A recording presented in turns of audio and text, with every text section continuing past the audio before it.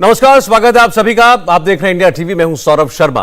भारत के पड़ोसी देश पाकिस्तान में सियासी उथल पुथल पर ब्रेक नहीं लगाया अभी तक, और एक बड़ी खबर से शुरुआत करते हैं। पाकिस्तान में अविश्वास प्रस्ताव पर वोटिंग 3 अप्रैल को होगी, यानी 5 दिन के बाद इमरान खान की किस्मत का फैसला हो जाएगा। यह दावा पाकिस्तान के गृह मंत्री शेख रशीद ने किया है। उन्होंने कहा कि इस्लामाबाद का रास्ता बिल्कुल साफ है और इमरान खान अपना बहुमत साबित जरूर करेंगे 3 अप्रैल को। साथ ही एक और बड़ी खबर आपको बता दें, पाकिस्तानी मीडिया की ओर से एक बड़ा दावा किया जा रहा है। पाकिस्तान के एक बड़े पत्रकार ने ट्वीट करके कहा कि विपक्ष के पास 171 वोट हासिल हो चुके हैं उनके पास, यानी 171 लोगों का साथ है।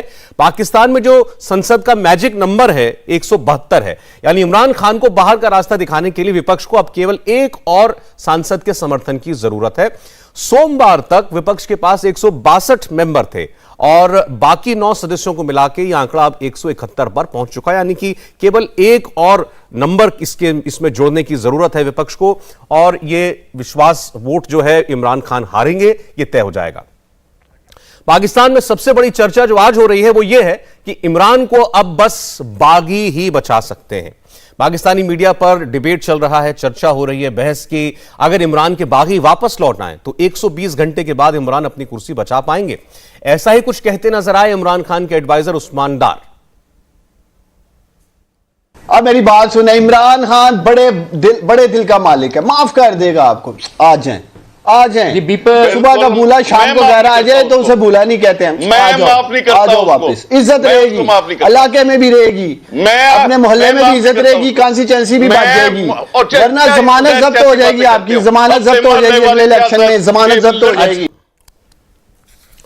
ऐसा नहीं है कि इमरान खान अपनी कुर्सी बचाने के लिए जी तोड़ कोशिश नहीं कर रहे हैं। इमरान खान ने पंजाब के सूबे में बड़ा दांव खेला। उन्होंने कल वहां मुख्यमंत्री बदल दिया और सहयोगी पार्टी पीएमएल-क्यू के नेता परवेज इलाही को उस्मान बुजदार की जगह मुख्यमंत्री बना दिया। आपको बता दें कि नेशनल असेंबली में पीएमएल-क्यू के पास 5 सांसद हैं। एक और दूसरा मामला देख लेते हैं। मुत्ताहिदा कौमी मूवमेंट पाकिस्तान के साथ भी कल इमरान खान की एक बहुत बड़ी बैठक हुई है, और इससे यह लगता है कि 120 घंटे के बाद इमरान खान अपनी सरकार बचाने के लिए अपने तमाम नाराज साथियों को मनाने पर आमादा हैं। इस बहस पर बात करने के लिए हमारे साथ अब कई मेहमान जुड़ चुके हैं। आइए सीधे हम उनका रुख करते हैं, वो बेहतर समझते हैं पाकिस्तान के हालात। हमारे साथ दीपक बोरा जी जुड़ रहे हैं, भारत के बहुत सीनियर राजनयिक हैं, डिप्लोमेट रहे हैं। दीपक जी, बहुत स्वागत है आपका। आरिफ अजाकिया जी पाकिस्तानी मूल के ह्यूमन राइट्स एक्टिविस्ट हैं। अजाकिया साहब स्वागत है। और फखर यूसुफजई साहब जुड़ रहे हैं, ये पाकिस्तान के पत्रकार हैं। फखर साहब, आपका भी बहुत स्वागत है। मैं शुरुआत आपसे ही करना चाहता हूं यूसुफजई साहब, क्या हालात बनते हुए दिखाई दे रहे हैं? अब इतना तो तय हो गया कि 3 अप्रैल को आपके यहां पर ये जो ट्रस्ट वोट होगा, जैसे हम यहां कहते हैं, लेकिन जो आपका अपोजिशन है वो तो अभी से कह रहा है कि हम केवल एक शॉट है मैजिक फिगर से 171 पे आ चुके हैं। बिल्कुल, अभी तक जो सिचुएशन बनी है, कल से परवेज इलाही साहब और बाकी लोगों का आपने देख लिया होगा, जहांगीर तरीन ग्रुप है, या फिर इसके अलावा पंजाब में या फिर जिस तरीके से बाप ने ज्वाइन किया है अपोजिशन को, उनके 4 लोगों ने ज्वाइन किया है। एक वोट उनको चाहिए, और उसको मैं आपको बता दूं कि जरदारी साहब बड़े माहिर हैं पॉलिटिकल, इन चीजों में बड़े मतलब नाम है उनका, बड़े माने जाते हैं, और वो कर भी लेंगे। 172 क्या, मैं कहता हूं 172 प्लस कर लेंगे।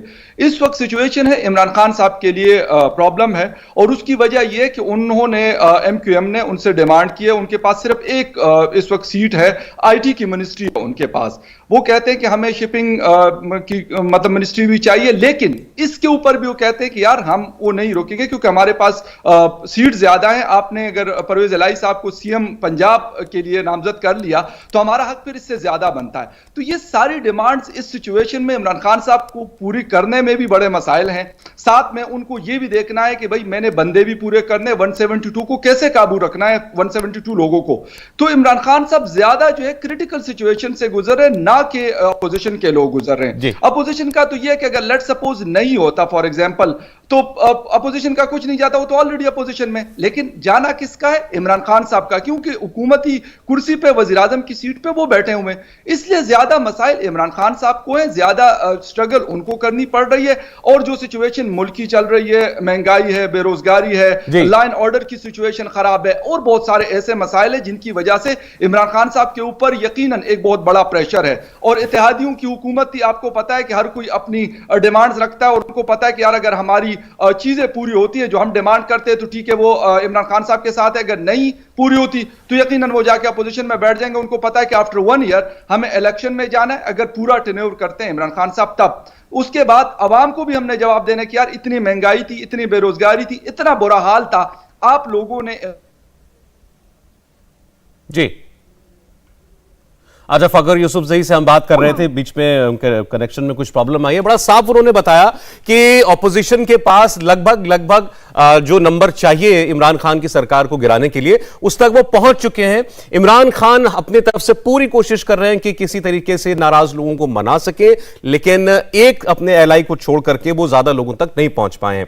हमारे साथ अब एक और मेहमान जुड़े हैं, अब्दुल समद याकूब साहब, ये जो इमरान खान की पार्टी है पीटीआई, उनके प्रवक्ता भी हैं। उनके पास भी जाऊं, पहले दीपक जी के पास जाना चाहते हैं। सर, कोई सूरत आपको लगती है, आप बारीक नजर रखे हुए होंगे, मुझे मालूम है, पाकिस्तान के इन अफेयर्स पर, कि इमरान खान अपनी सरकार बचा लेंगे? आपको मेरी आवाज आ रही है? जी जी सर, बिल्कुल आ रही है जी।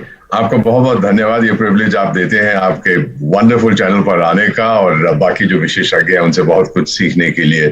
पाकिस्तान से तो मेरी फैमिली आई थी पार्टीशन के दौरान, तो मैं काफी इंटरेस्ट रखता हूँ उसमें। हाँ, इतना आपको बता दूं कि अभी कुछ ही घंटे पहले मैं न्यूयॉर्क से लौटा हूँ। अच्छा। तो अगर बातचीत करते सो जाऊं तो आप मुझे जगा दीजिएगा, क्योंकि मेरा टाइम अभी न्यूयॉर्क का टाइम है। एक फ्रेंच कहावत है, प्लस सा शोंश प्लस सेला मैम, कि जितना वो बदलता है उतना वही चीज रहती है।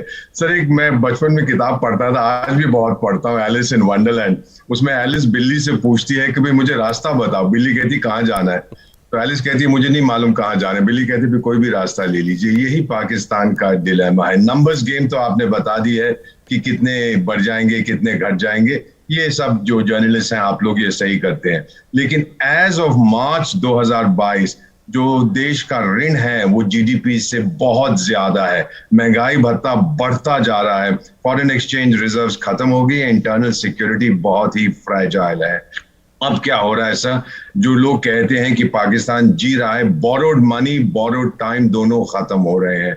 और 4 चीजें हैं सर जो मैं समझ रहा हूं क्यों जो फौज है वो ये जो क्रिकेट के खिलाड़ी हैं उनके बरखिलाफ हो गई है। शुरू में जब ये आए थे ये कहने लगे अरे हमारे देश के इतिहास में कभी भी सरकार और मिलिट्री के इतने अच्छे संबंध नहीं हुए जैसे मेरे टाइम पे है। ये पहली चीज थी। लेकिन उसके बाद उन्होंने सोचा कि अब मैं मिलिट्री को अपनी जगह रखूंगा, मैं डोमिनेंट पावर बनूंगा। तो ये टैंगो के अंदर मिलिट्री ऑपोजिशन को ले आई और ये टैंगो जो था ये ट्रायंगो बन गया। इसको हम अमेरिका में कहते हैं ट्रायंगल डांस। फिर आपके जो पुराने प्रधानमंत्री थे नवाज शरीफ, उनकी स्पीच मैंने वीडियो पर देखी थी पिछले साल। उन्होंने कहा था कि मिलिट्री कलूड कर रही है इमरान खान साहब के साथ टू डिस्ट्रॉय पाकिस्तान। ये बहुत बड़ा आरोप उन्होंने लगाया था और मैं समझ सकता हूं कि जनरल साहिबान बहुत नाराज थे।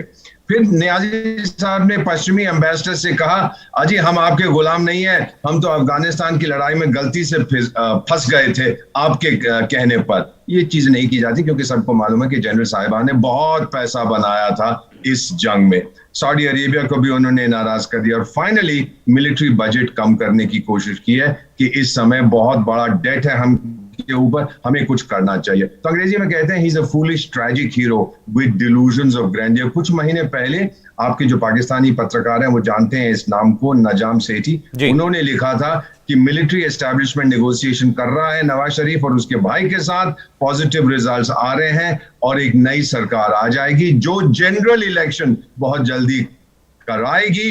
और उसी आर्टिकल के बाद क्रिकेट खिलाड़ी साहब ने कहा अच्छा अभी जब तक मैं प्राइम मिनिस्टर के घर में हूं तो मैं शांत हूं, लेकिन अगर सड़कों पे उतर आया तो फिर आप परिणाम देख लीजिएगा। ये चीजें नहीं कही जाती in a case in a country sir. मैं समाप्त करता हूं जहां पर डोमिनेंट आवाज ये है कि मिलिट्री बूट्स सीढ़ियों के ऊपर जा रहे हैं और सैटिन स्लीपर्स सीढ़ियों से नीचे आ रहे हैं। ये एक सेंटेंस में, एक वाक्य में उस देश की कहानी की हकीकत बता सकता हूं। चलें सर, आपने एक बड़ा अच्छा बैकग्राउंड हमारे सामने रख दिया कि क्यों हुआ इमरान खान के साथ जो हुआ। मैं फिर अपने बाकी मेहमानों के लिए बता दूं, हमारे साथ दीपक बोरा जी हैं जिनका एनालिसिस आप सुन रहे थे, और दर्शकों का अनुभव है, उनको डिप्लोमेसी का, फॉरेन पॉलिसी का, देखते हैं, जानते हैं कि देशों में क्या हो रहा है हमारे इर्द गिर्द।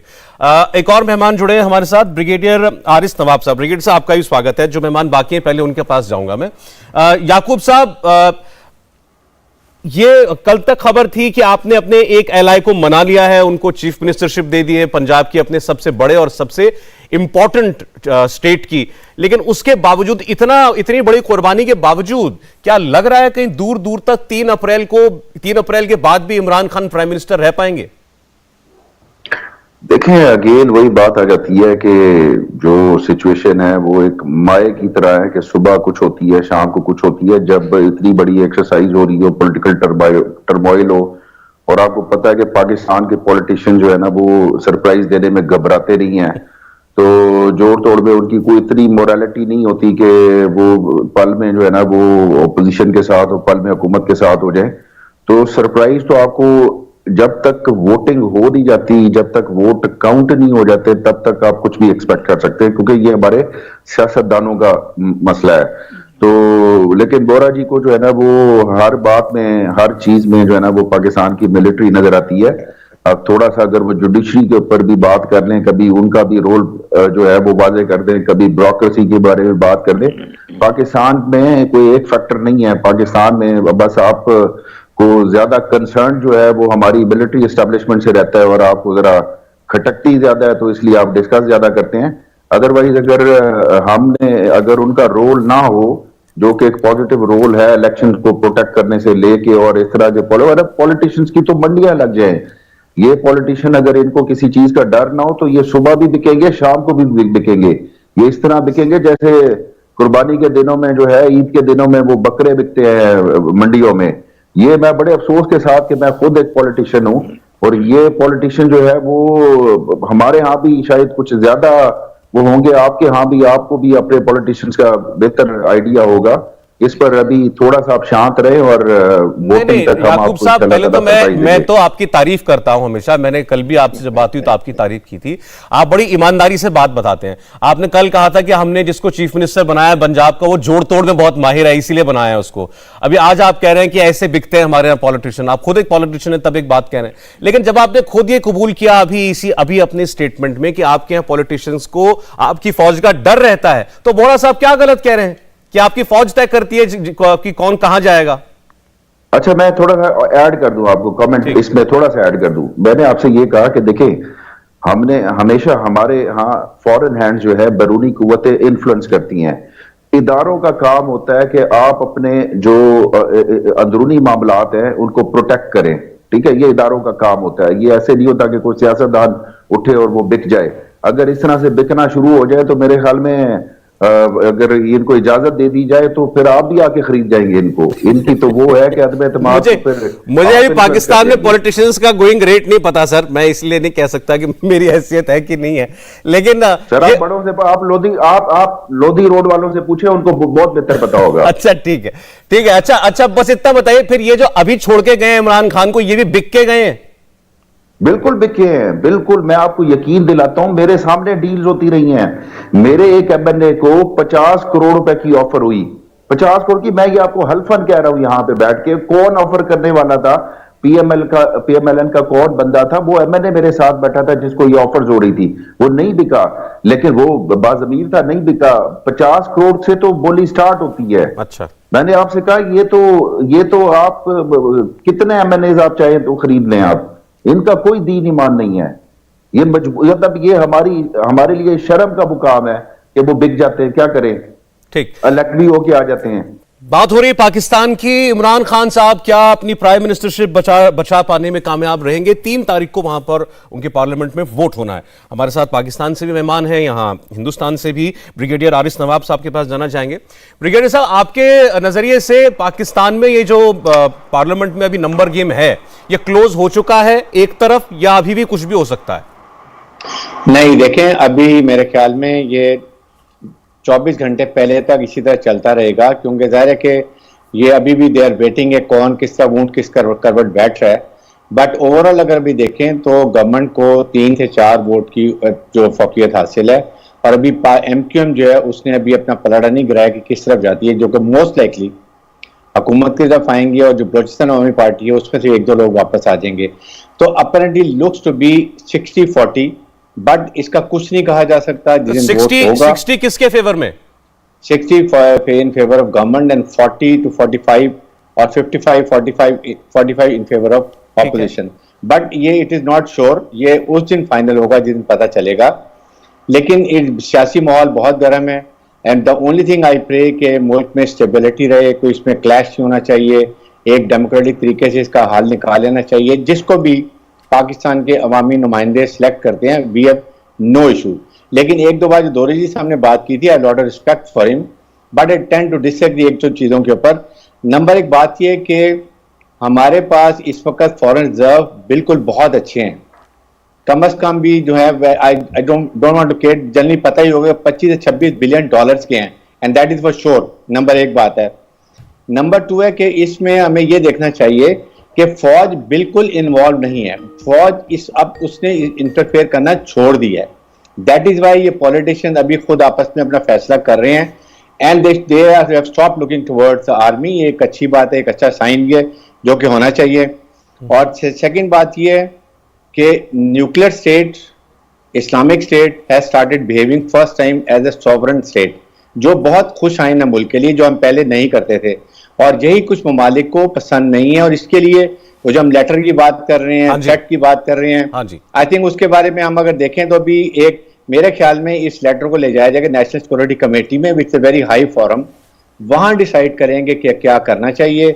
उसके बाद कोई हाई लेवल इंक्वायरी होती है, बट जो भी इंक्वायरी होगी सुप्रीम कोर्ट की चीफ जस्टिस के इमा पर होगी, फेयर होगी, और जो भी इसमें पाया जाता है आई थिंक उसको जरूर एक चलें ठीक है। आपने 2-3 इंपॉर्टेंट बातें कही, लेकिन वोरा साहब के जवाब में आपने कहा पाकिस्तान की जो आर्थिक हालत है, इकोनॉमिक सिचुएशन है, उतनी खराब नहीं है जितना वो बता रहे हैं, दुनिया समझती है।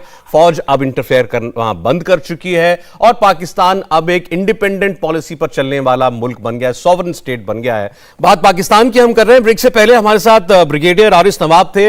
बहुत कम लोग इस वक्त सुनने को मिलते हैं जो बड़े कॉन्फिडेंटली कहें कि इमरान खान अपनी सरकार बचाने में कामयाब हो जाएंगे, एज उनके पास है, लेकिन उनका ऐसा मानना है। दीपक साहब, आपकी बात पर वो रिएक्ट कर रहे थे कि फौज न्यूट्रल हो गई है, हमारे देश की फॉरेन पॉलिसी इंडिपेंडेंट हो गई है, हम लोग इकोनॉमिकली भी इतने खराब नहीं है जितना आप समझ रहे हैं।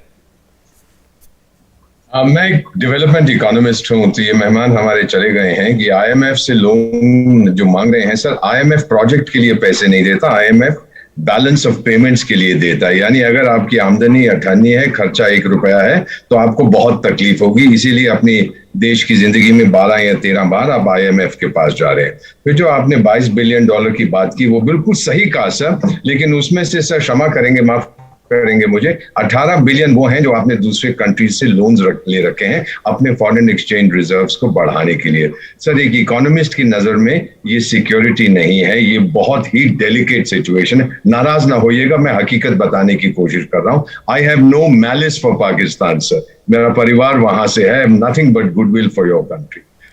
दूसरा, आपने जो फौज का जिक्र किया है सर, एक अंग्रेजी की कहावत है, the proof of the pudding is in the eating.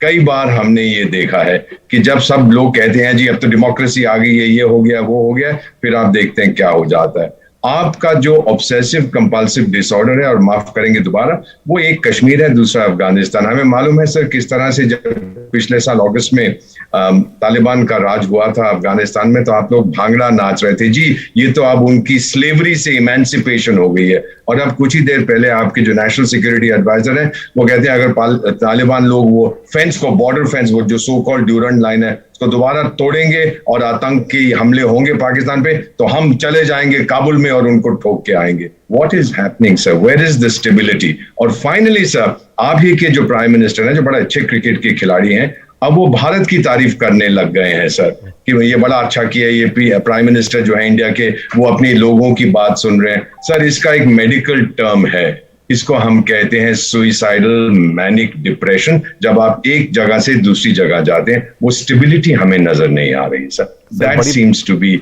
The challenge today. चलें ठीक सर, बड़ी बातें आपने कही हैं। आरिफ अजाकिया जी को लाते हैं चर्चा में। आरिफ साहब, ये दोनों बातों पर आपका रिएक्शन चाहिए जो भी ब्रिगेडियर साहब बोल करके गए कि अभी इस रेस में इमरान खान आगे दिखाई दे रहे हैं और ये जो कुछ इस वक्त पाकिस्तान में हो रहा है इसमें वहां की फौज का कोई रोल नहीं है, ये एक प्योर पॉलिटिकल प्रोसेस चल रही है। देखें, सबसे पहले तो मैं इस बात कहूंगा कि इमरान खान ने कहा था अपनी तकरीर में, और समद साहब ने भी कहा कि पाकिस्तान में एमएनएस की मंडी लगी हुई है जैसे बकरा मंडी लगती है, और उस मंडी में समद साहब के बकौल 50-50 करोड़ की बोलियां लग रही हैं, लेकिन सबसे महंगे एमएनए जो खरीदे हैं ना किसी ने, वो इमरान खान ने खुद खरीदे हैं। इन्होंने 5 PMLQ के एमएनए खरीदने के बदले पूरा पंजाब दे दिया। तो एक तरफ तो वो दावे करते हैं कि मैं इस खरीदो फरोख्त का हिस्सा नहीं बनूंगा, लेकिन इन्होंने पूरा पंजाब दे दिया उसको जिसको खुद कहते थे कि पंजाब का सबसे बड़ा डाकू परवेज इलाही है, ऑन रिकॉर्ड चीजें हैं, लेकिन आज उस डाकू को पूरा पंजाब दे दिया। लेकिन साथ ही मैं ये भी कहूंगा कि जहां तक समद साहब ने कहा कि MQM के हवाले से भी चीजें हैं, और किसी साहब ने कहा था कि MQM को भी पोर्ट एंड शिपिंग की मिनिस्ट्री ऑफर की गई, तो आज वसीम अख्तर साहब MQM के जो एक्स मेयर थे उन्होंने ये कहा है कि हमें ऑफर हुई थी पोर्ट एंड शिपिंग की मिनिस्ट्री की, लेकिन हमने उनके सामने 3 डिमांड रखी हैं। पहली डिमांड ये कि MQM के जो लापता मिसिंग पर्सन्स हैं उनको वापस लाया जाए, बाहर निकाला जाए। दूसरा, MQM के सारे ऑफिस जो सील हैं उनको खोला जाए, और तीसरा, जितने गलत केसेस बनाए गए हैं MQM के लोगों के ऊपर वो खत्म किए जाएं। तो जनाब ये तीनों चीजें हैं ना, वो इमरान खान की ताकत नहीं है खत्म करने की। 4 साल पहले ही इमरान खान ने इनसे ये वादे किए थे। ये आर्मी के केस हैं, क्योंकि आर्मी ने सब चीजें ये की हैं MQM के खिलाफ। तो इमरान खान MQM को कुछ डिलीवर करने की पोजीशन में नहीं है। नहीं, फर्ज कीजिए अब ये PMLQ को उन्होंने पाकिस्तान दे दिया, माफ कीजिएगा पंजाब दे दिया, ये दूसरे MQM वाले ये भी मान जाएंगे, तब भी क्या इमरान खान के पास इतने MNAs हैं कि वो सरकार बचा ले? देखें, ये बात तो दो टोक है कि इमरान खान मेजोरिटी लूज कर चुके हैं। इमरान खान के अपने जो टोटल नंबर थे उसमें से 27 MNA बकौल राजा रियाज के वो ओपोजिशन के पास चले गए हैं। ठीक है। 161 मेंबर ऑफ नेशनल असेंबली कल शहबाज शरीफ के साथ खड़े थे असेंबली में जब उन्होंने पेश की थी नो कॉन्फिडेंस मूव। ब्रिगेडियर साहब की इस बात पे कि आर्मी न्यूट्रल है, ये मेरा ख्याल है इस सदी का सबसे बड़ा लतीफा है। पाकिस्तान में आर्मी न्यूट्रल हो नहीं सकती सर। इस वक्त ओपोजिशन भी बूट पॉलिश में लगी हुई है। वो नवाज शरीफ की पार्टी जो को आर्मी को हर चीज का जिम्मेदार कहती थी, अब वो भी बूट पॉलिश कर रहे हैं। जरदारी भी, बिलावल का बयान है क्या खबरदार है किसी ने हमारी आर्मी को मलाइन करने की कोशिश की, हम उसकी हिफाजत करेंगे। तो भाई साहब, पाकिस्तान में हर चीज आर्मी डिसाइड करती है। और ये साहब इस पर क्या कहेंगे ये देखना बहुत इंटरेस्टिंग होगा। फखर यूसुफजई भी है हमारे साथ। पाकिस्तान में क्या होगा? 3 अप्रैल के बाद प्रधानमंत्री इमरान खान ही रहेंगे या कोई और? इस सवाल पर बात करने के लिए यहां भारत से और पाकिस्तान से हमारे साथ मेहमान जुड़े हुए हैं। अब अब्दुल समद याकूब साहब PTI के नेता हैं, उनके पास चलते हैं। आप क्या कहेंगे जाकिर साहब की बात पर? उन्होंने कहा कि दो टूक कहा कि इमरान खान इलेक्शन, ये वोट ऑफ ट्रस्ट हार चुके हैं, बस ऐलान होना बाकी है। देखिए, पहली बात तो एक शेर पढ़ूंगा, अपने भी खफा मुझसे हैं, बेगाने भी नाखुश, कहता हूं वही बात समझता हूं जिसे हक, कि मैं जहरे हलाहिल को कभी कह न सका कन। आज तो बहुत सारी बातों से जो अजाकिया साहब ने कहा मेरा इत्तेफाक करने को दिल कर रहा है। भले जब ये बात ठीक करते हैं तो जरूरी नहीं कि मैं इनको काउंटर करूं। ये जो आखिरी बात थी इनकी कि वो हार चुके हैं, ये यकीनन इनकी ख्वाहिश जरूर है, और पाकिस्तान में वो होता नहीं जो अजाकिया साहब की ख्वाहिश हो। लेकिन बहरहाल उस वक्त तक मैं कुछ नहीं कह सकता, ऑल्दो के मैं कॉन्फिडेंट हूं, और मैं तो इस बात के लिए भी तैयार हूं कि हम इस इम्तिहान से गुजर जाएंगे और हम बड़े पॉलिटिकल क्राइसिस से पहले ही निकले हैं।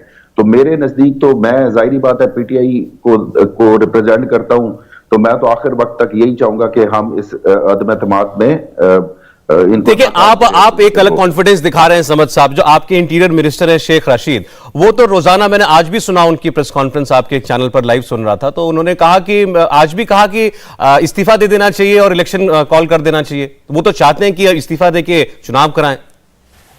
मेरे नजदीक इस्तीफा देना जो है वो सरेंडर करना है।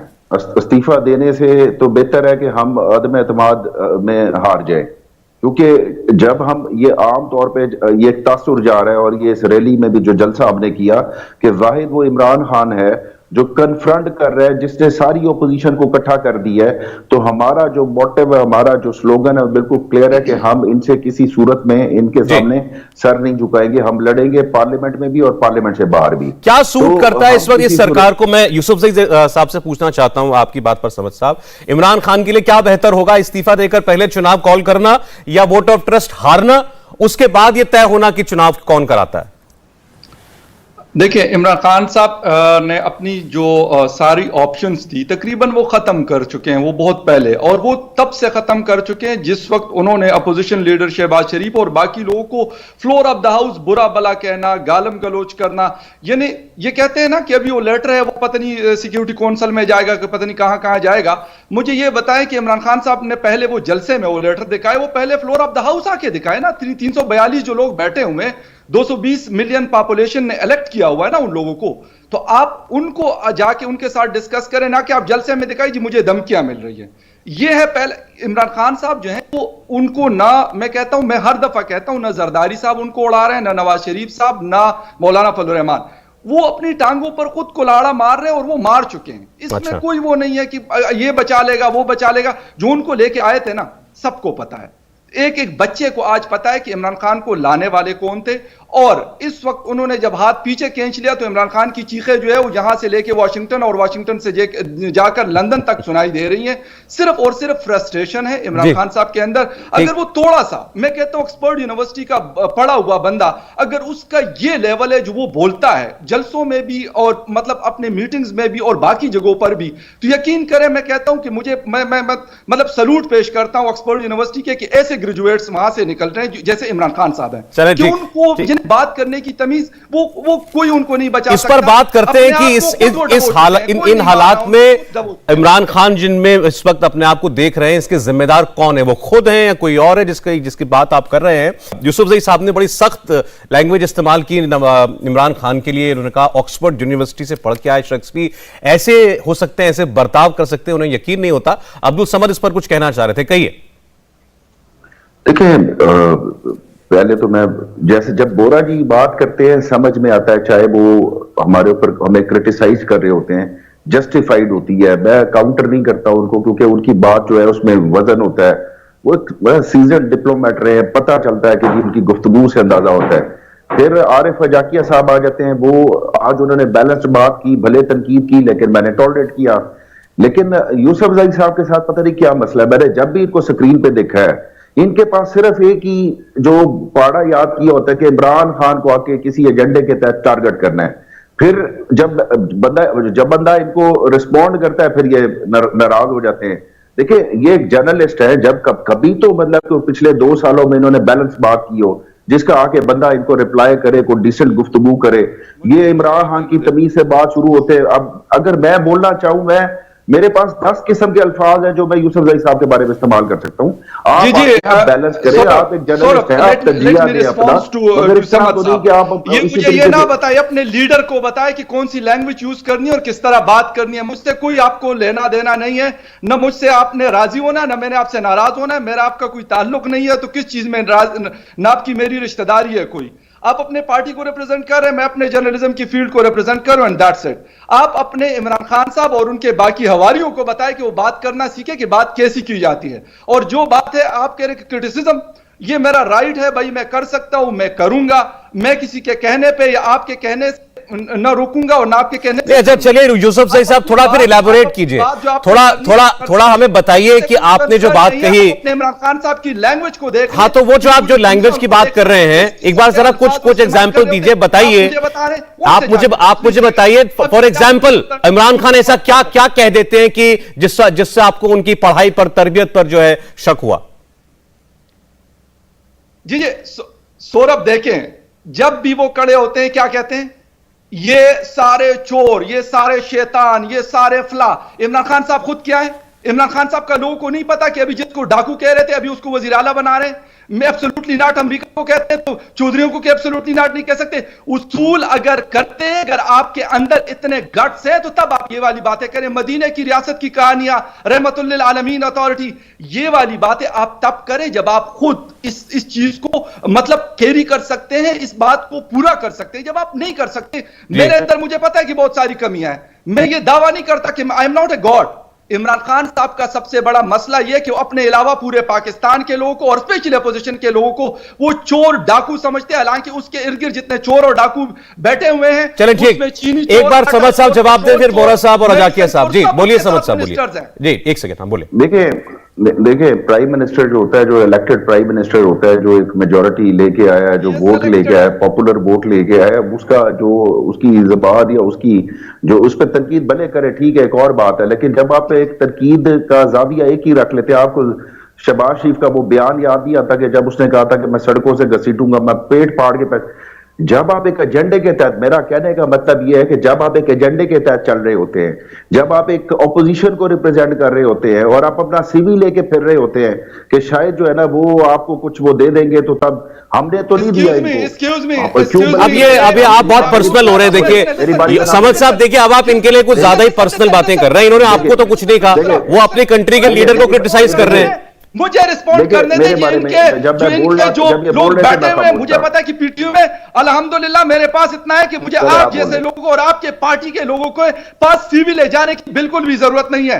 ये काम हो सकता है आप लोग करते होंगे, मुझे इस कामों की जरूरत नहीं है कि मैं लोगों के पास सीवी लेके फिरता रहूंगा। ये चलिए अच्छा छोड़िए यूसुफ सईद साहब, चलिए इससे आगे बढ़ते हैं हम लोग बात। हम ठीक, जिसके पास चलिए इससे आगे बढ़ते हो गए। आपने जवाब दे दिया उनको, लेकिन जो बात आपने कही है ये ऐसा नहीं है कि और कोई नहीं कहता। मैं वोरा साहब से पूछता हूं, आरिफ साहब से पूछता हूं। अभी आपने वोरा साहब नजम सेठी जी का नाम लिया था, वहां के एक बड़े न्यूज ऑर्गेनाइजेशन के एडिटर हैं, बहुत सीजन्ड हैं, बहुत जाने माने, बहुत रिस्पेक्टेड है। उन्होंने एक इंटरव्यू में हमारे यहां पर हमारे एक बड़े सीनियर पत्रकार को इंटरव्यू देते हुए बोला है कि इमरान खान साहब एरोगेंस की हद हैं और वो मीटिंगों में ऐसे बर्ताव करते हैं अपने और लीडर्स के साथ कि बस उनको सुन के जैसे उन पर एहसान कर रहे हैं, आखिर में बस अपनी कलम चला के फैसला कर देते हैं, उनको और किसी से मतलब नहीं होता। वो उनका कहना यह है कि वो बहुत ज्यादा जादू टोने में यकीन करने वाले आदमी हैं, बहुत ही ज्यादा जो है अब वो उनके घर में जो बातें बताई जाती हैं होती हैं। जैसे अभी इनके दो अपोजिशन लीडर्स ने ये आरोप, मरियम नवाज ने और शहबाज शरीफ ने, दोनों ने यह इल्जाम लगाया है कि यह सरकार बचाने के लिए टनों में मुर्गियां जलाई जा रही हैं उनके रेजिडेंस पर। ये न्यूज़पेपर रिपोर्ट्स हमने भी पढ़ी हैं। इट्स वेरी वेरी स्ट्रेंज, जो एक देश के प्रधानमंत्री हैं और जो बहुत ही जो बहुत संघर्ष करके उस जगह आए थे, बहुत अच्छे क्रिकेट के खिलाड़ी थे और ऑक्सफोर्ड के कॉलेज से भी वो पढ़े हुए हैं। तो ये चीजें जो रिपोर्ट्स आती हैं, सर कुछ तो सच्चाई होगी, किसी ने सपना तो नहीं देखा है। क्योंकि जब हकीकत आपके बरखिलाफ हो जाती है, रियलिटी बिकम्स पेनफुल, तो फिर आप फैंटेसी की तरफ कदम रखते हैं और हमें यही लगता है कि वो फैंटेसी में जा रहे हैं। अभी 2 साल पहले मिसाल के तौर पर उन्होंने कहा था कि पूरी दुनिया जो है वो कश्मीर के बारे में भारत को कुछ नहीं कहती क्योंकि भारत की इकोनॉमी बहुत बड़ी है। सर ये तो बिल क्लिंटन के कैंपेन में 1990s में अमेरिका ने भी कहा था, जब वो हटा रहे थे सत्ता को दूसरी सरकार को, तो उनके कैंपेन मैनेजर बोले कि मुद्दा क्या है, इट्स द इकोनॉमी स्टूपिड। तो सर अगर ये कश्मीर ऑब्सेशन, जो उसको मैं ऑब्सेसिव कंपल्सिव डिसऑर्डर कहता हूँ, चला जाए और इंटरनल स्टेबिलिटी पे फोकस हो, तो हो सकता है कि पाकिस्तान अब आगे बढ़ेगा towards a genuine democracy. Sir हम लोग शार्डनफ्रॉयडी, जो जर्मन टर्म है कि जब आपको तकलीफ होती है हमें खुशी होती है, वो हम लोग बिलीव नहीं करते, वो हमारी फिलॉसफी नहीं है। जब आपके लोगों को तकलीफ होती है तो हमें भी तकलीफ होती है। वी बिलीव इन वासुदेव कुटुंबकम, पूरी दुनिया एक परिवार है। आप और हम तो, हमारा इतिहास तो आप खुद जानते हैं, मुझे दोहराने की जरूरत नहीं। मेरा अपना मानना सर, टू कंक्लूड इस समय, यही है कि ये इलेक्शन, ये जो अपनी ऑफिस है प्राइम मिनिस्टरशिप, ये हार चुके हैं सर। और जिसे हम कहते हैं हॉर्स ट्रेडिंग, इससे कोई फायदा होने वाला नहीं है। मैंने अपने देश में भी देखा है सर। उस समय हमने पॉलिटिशियंस के नाम रखे थे, आया राम गया राम, आज इस पार्टी में कल उस पार्टी में। We been through it all. जो आज आप देख रहे हैं वो हम पहले देख चुके हैं। अब स्टेबिलिटी है, चलिए खुशकिस्मती है, अच्छी पॉलिसीज है, एटसेट्रा। फाइनली सर एक हमारे प्राइम मिनिस्टर थे जिनकी मैं बहुत इज्जत करता, अटल बिहारी वाजपेयी। उस समय मैं अपने टेलीविजन प्रोग्राम्स करता था मॉर्निंग में जब वो इलेक्शन हारे थे। आपको मालूम हो गया, आपके एंकर साहब, खैर इनका तो जन्म भी नहीं हुआ होगा जब मैं दूरदर्शन पे प्रोग्राम करता था। तो वो स्टूडियो में आए जब वो इलेक्शन हारे, कहने के लिए उनके शब्द मुझे अभी तक याद है, मेरे कानों में गूंजते हैं, मैं हार गया, देश जीत गया। We need something like that on your side sir. ये मेरा अपना विचार है। राइट। आरिफ साहब, आपकी नजर में हमारे यहाँ भी वैसे ऐसे लोग आए हैं जिन्होंने पूरी दुनिया चोर है कह करके फिर लोगों ने उनको वोट दिया, वो अच्छे पदों पर भी आ गए, लेकिन इसका कभी फायदा होता है, कभी नुकसान होता है। क्या इसका आज इमरान खान खामियाजा भुगत रहे हैं? बिल्कुल भुगत रहे हैं, लेकिन मैं इससे पहले एक छोटी सी चीज अर्ज कर दूंगा कि फखर यूसुफजई साहब के जर्नलिज्म को मैं काफी अरसे से देख रहा हूं और बगैर जेन्युइन आर्ग्यूमेंट के वो कोई बात नहीं करते, ठीक है ना। इस तरह बिलो दी बेल्ट वार करना पीटीआई वालों का पहले से ही वो रहा है। पिछले प्रोग्राम में समद साहब ने मुझे भी रॉ एजेंट और मेरे खानदान तक पहुंच गए थे। ये पीटीआई वालों की आदत है, ये घटिया पॉलिटिक्स करते हैं। जो इनके अगेंस्ट बात करते हैं वो सारे रॉ के एजेंट, सीआईए के एजेंट, उनको कैनेडियन नेशनलिटी चाहिए, उनको इंग्लैंड की नेशनलिटी चाहिए, क्योंकि जूते ही खुद सीधे कर रहे होते हैं, जूते खुद ही चाट रहे होते हैं। अल्हम्दुलिल्लाह इनको कम से कम इतना मेरा पता है कि मुझे किसी की नौकरी नहीं करनी होती। अल्हम्दुलिल्लाह इतना मेरे पास है कि मैं आराम से बैठ के घर का आ रहा होता हूं। ये जूते सीधे करने जैसे लोगों का काम है। ये अपनी बात पूरी कर ले, फिर टाइम चला जाएगा। जी आरिफ साहब बोलिए। तो देखें, इमरान खान अगर इस्तीफा दे दें या अदम एतमाद हार जाए, कुछ भी कर लें, अर्ली इलेक्शन नजर आ रहे हैं पाकिस्तान में, और अर्ली इलेक्शन वो जीतेगा जो बाजवा को एक्सटेंशन देने का वादा करेगा, क्योंकि बाजवा की एक्सटेंशन नवंबर में ड्यू है। शेख रशीद कह रहा है कि बकरा ईद के बाद इलेक्शन होंगे, यानी जुलाई अगस्त में। तो बाजवा को जो भी गारंटी देगा, क्योंकि पाकिस्तान की सबसे बड़ी पॉलिटिकल पार्टी है ना, वो आईएसआई है, उसका चीफ जो है जनरल नदीम अंजुम, वो बाजवा के साथ है। तो Bajwa will decide who will be next prime minister. अच्छा, लोग नहीं तय करेंगे ये? नहीं, लोग कब तय करते हैं पाकिस्तान में? कब लोगों ने तय किया? क्या इमरान खान इलेक्टेड है? किसको नहीं पता कि सिलेक्टेड है? किसको नहीं पता कि 51 मेंबर ऑफ नेशनल असेंबली की लिस्ट मेरे पास मौजूद है, जिन्होंने इलेक्शन से पहले दूसरी पार्टियां छोड़ के इमरान खान की पीटीआई ज्वाइन की। चलिए सर, समय खत्म हो रहा है, इस पर समझ साहब अपना फाइनल कमेंट देकर के जाएं। देखें, इतने ज्यादा जब ये बात करते हैं कि मैं पर्सनल को हो रहा हूं, जब ये प्राइम मिनिस्टर की बीवी के बारे में बात करते हैं तब इनको नहीं लगता कि खातून अव्वल जो है उनके बारे में, जो पॉलिटिक्स में इन्वॉल्व नहीं है, उनके बारे में बात करना जो है वो भी एक जाती उसमें आता है। जाकिया साहब ने रॉ की बात की है। जाकिया साहब, मैं आपको एक बात बताऊं, ये फखर यूसुफजई साहब और इनके घर वाले, इन्होंने बाकायदा एक प्लान डिजाइन कैंपेन चलाई ट्विटर के ऊपर मेरे खिलाफ। मुझे रॉ का एजेंट तो इन्होंने करार दिया, एक लंबी और इंडियन हाई कमीशन के साथ कॉन्टैक्ट्स और पता नहीं मेरे इंडियन दोस्तों के साथ इन्होंने पूरी एक कैंपेन चलाई है। बोरा साहब, रॉ ने ऐसे कितने एजेंट बना रखे पाकिस्तान में? समद याकूब साहब, आप इतने इंपॉर्टेंट नहीं है, आपकी क्या हैसियत है पीटीआई में मुझे नहीं पता। मुझे नहीं पता आप क्या मिनिस्टर आप नहीं है, कोई एमएनए आप नहीं है, कोई काउंसलर आप नहीं है, आपके खिलाफ। चलिए ठीक। अभी जितनी बात होगी इससे आगे ना बढ़ाएं इसको। हम लोग पाकिस्तान पर रोज बात करेंगे, इसी वक्त करेंगे, और कोशिश यह है कि आप तक हम पाकिस्तान की राजनीति जो है उसका क्रक्स पहुंचाते रहें, आपको अंदाजा लगे कि हमारे पड़ोस में हो क्या रहा है। दीपक बोरा जी, आरिफ अजाकिया साहब, अब्दुल समद याकूब साहब, फाकर यूसुफजई साहब, बहुत शुक्रिया आपका जुड़ने के लिए। इंडिया टीवी हर वक्त हर जगह डाउनलोड करने के लिए सर्च करें India TV news Google play store या ऐप स्टोर पर।